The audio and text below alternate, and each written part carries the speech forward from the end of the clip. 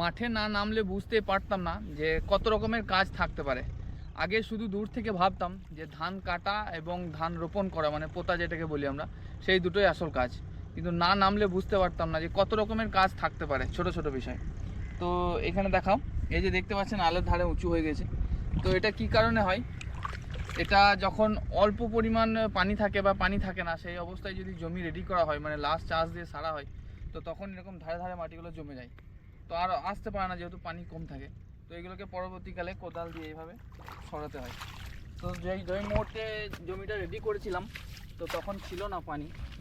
তারপরে আল্লাহর রহমতে কাল বিকালে পানি হয়েছে, তো পানি জমেছে। কিন্তু এই উঁচু জায়গাটা যেহেতু শক্ত হয়ে গেছে, এটা তো আর ঠিক হবে না, এটাকে এইভাবেই ঠিক করতে হবে।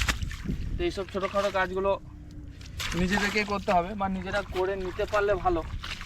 আর কারণ এখন তো লেবারের খুব ক্রাইসিস, মানে এইসব কাজ করার জন্য আপনি লেবার পাবেন না।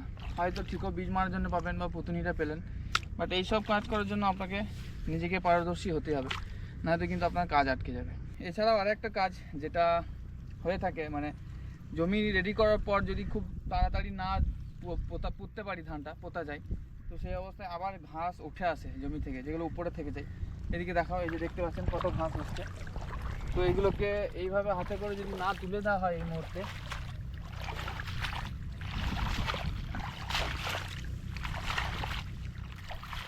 যেহেতু অনেক দিন হয়ে গেছে এবং পিঠে একবার রোদ পেয়ে গেছে, তো মাটিটা শক্ত হয়ে গেছে, ধান পুঁততেও দেরি হবে। আর এই যে নিরতে এইভাবেও এগুলো কষ্ট, অতিরিক্ত কাজ, কিন্তু কিছু করার নাই, যেমন ওয়েদার সেই অনুযায়ী কাজ করতে হবে আমাদেরকে। তো এইটা যদি না এই মুহূর্তে আমি উঠিয়ে দিই হাতে করে, মানে নিড়িয়ে দিই, তো এগুলো ধানের আগে বড় হয়ে যাবে, তখন কিন্তু আর ওঠানোর উপায় থাকবে না। কারণ ধান তো সেই আবার 1 মাস পর নিরাবো তখনই। কিন্তু এইগুলো যদি এই মুহূর্তে না উঠিয়ে দেওয়া হয়, তো ধানের আগে এগুলো বড় হয়ে যাবে আর সমস্ত মাটির জোর এরা খেয়ে নেবে। তো এইসব ছোটোখাটো কাজগুলোকে কিন্তু কৃষককেই করতে হবে, যার জমি তাকেই করতে হবে, মানে করতে পারলে ভালো হয়। আর যদি তার কাছে লোক থাকে তাহলে করবে, কিন্তু লোক পাওয়া এখনকার সময়ে খুবই দুষ্কর।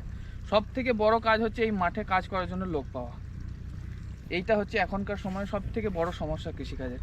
সেই জন্য কৃষিকে যান্ত্রিক সিস্টেমে আনতে পারলে ভালো হয়, কিন্তু সব কাজ তো যন্ত্র করতে পারবে না। কিছু কিছু কাজ আপনাকে নিজেকেও করতে হবে এবং নিজেকে জানতেই হবে।